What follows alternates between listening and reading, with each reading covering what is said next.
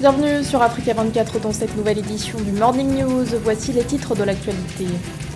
Tension au Sénégal à l'approche des élections législatives.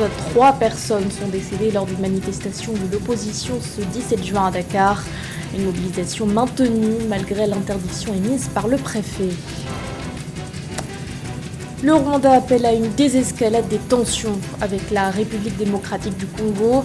Une déclaration qui intervient alors que les autorités de Kinshasa envisagent une fermeture des frontières ainsi que la suspension des accords conclus entre les deux États.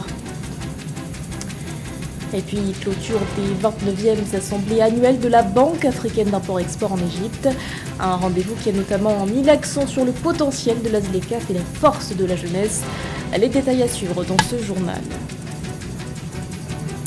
Mais tout d'abord, climat préélectoral tendu au Sénégal. 3 personnes sont décédées ce vendredi 17 juin lors d'une manifestation de l'opposition.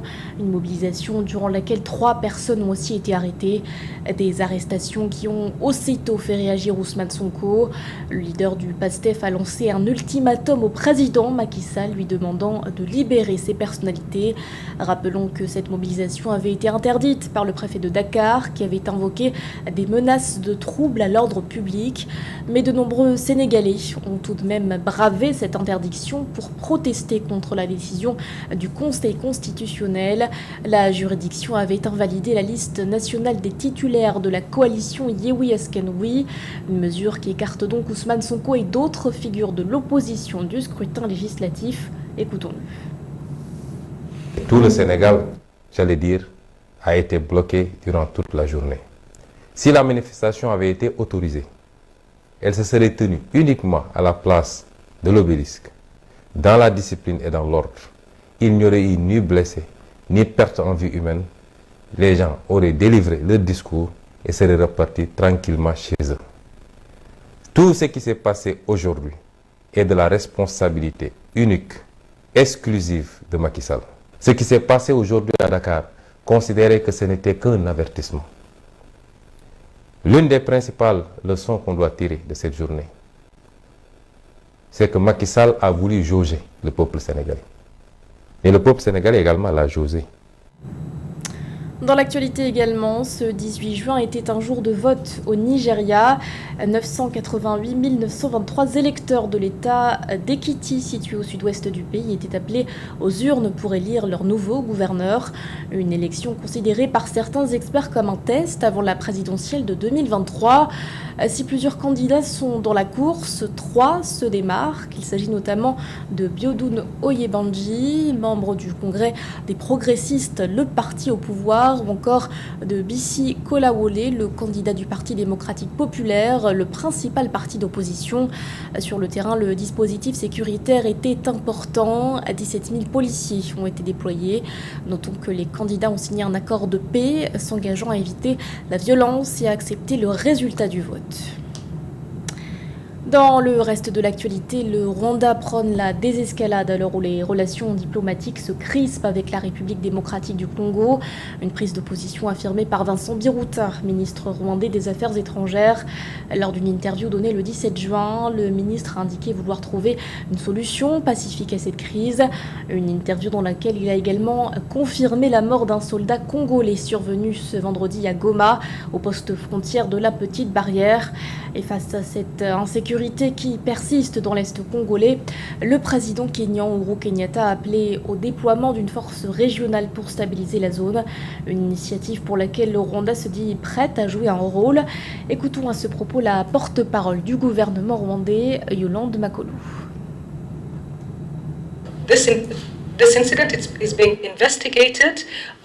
Ce qui s'est passé était un incident. Une enquête a été ouverte par le mécanisme conjoint de vérification et notre ministre des Affaires étrangères s'est déjà entretenu à ce sujet avec son homologue congolais. Les autorités rwandaises sont en contact avec les autorités congolaises. En ce qui concerne la suspension des accords entre les deux pays, c'est une prérogative du gouvernement congolais.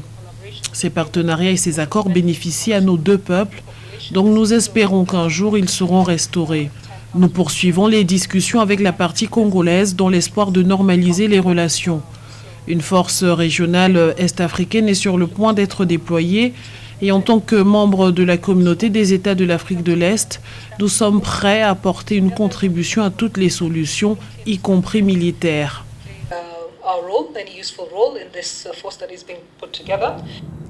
Dans le reste de l'actualité, la visite de Mahamadou Issoufou au Burkina Faso, son premier déplacement en tant que médiateur de la CEDEAO pour ce pays d'Afrique de l'Ouest. L'ancien président du Niger a atterri à Ouagadougou ce vendredi 17 juin. Au programme de son séjour, notamment plusieurs entretiens avec le chef de la junte, le lieutenant-colonel Paul-Henri Sandaogo Damiba. Des séances de travail sont aussi prévues avec le Premier ministre Albert Ouedraogo. L'enjeu de cette mission, obtenir un accord avec les autorités sur la durée de la période transitoire.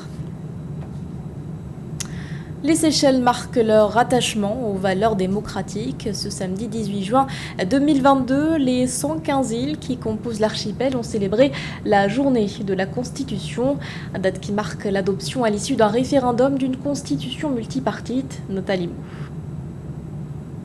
Ce 18 juin 2022, les 115 îles qui forment l'archipel des Seychelles ont célébré la journée de la Constitution, l'une des commémorations les plus importantes du pays. Cette journée marque l'adoption d'une constitution démocratique multipartite. Le 18 juin 1993, un référendum sur un amendement de la Constitution permettant la démocratie multipartite a été adopté avec 73,9% de l'électorat en faveur du changement.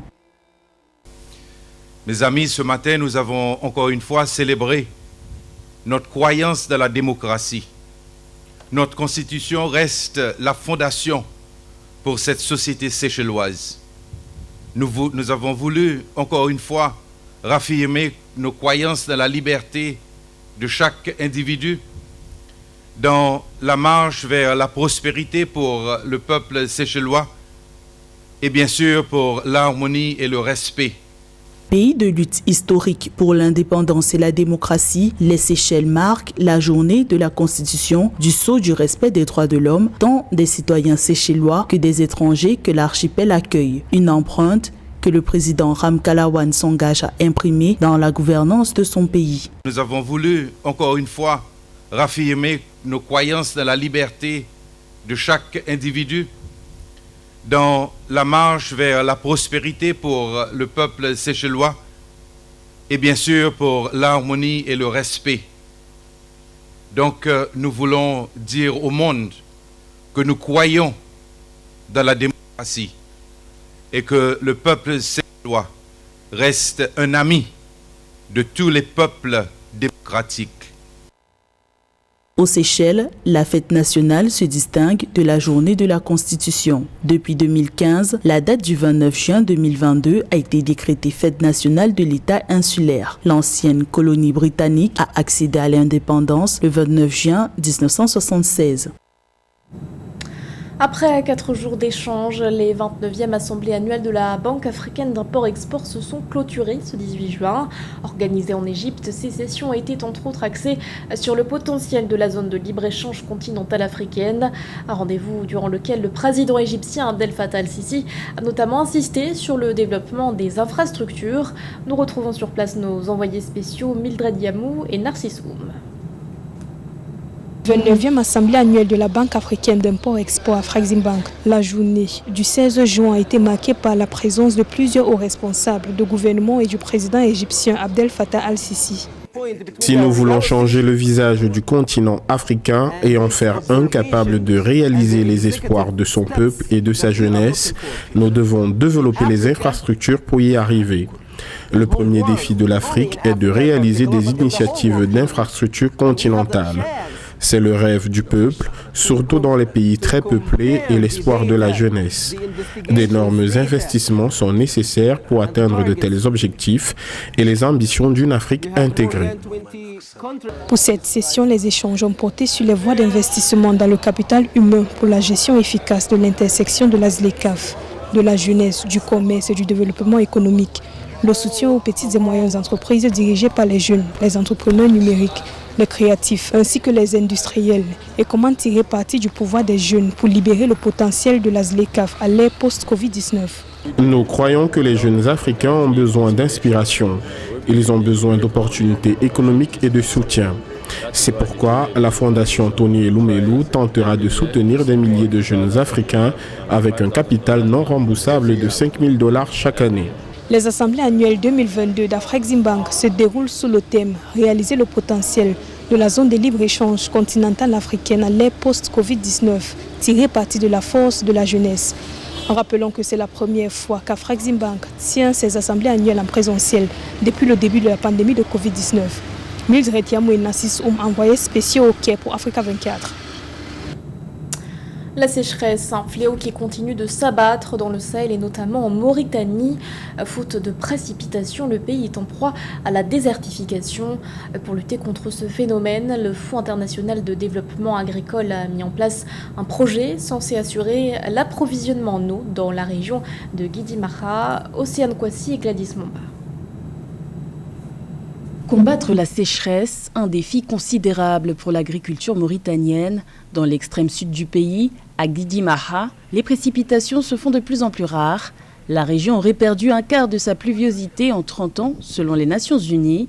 Une difficulté pour les agriculteurs locaux qui dépendent fortement de l'agriculture pluviale, sans laquelle ils doivent faire face au rétrécissement des superficies agricoles. Les aléas liés au volume de pluviométrie qui provoquent des effets négatifs sur le sol en termes de ravinement, en termes de dégradation, ont fait que donc, suite au rétrécissement de ces superficies, la production s'est vue réduite sensiblement. Pour remédier à la situation, le Fonds international pour le développement de l'agriculture a mis en place un projet local censé favoriser l'approvisionnement en eau.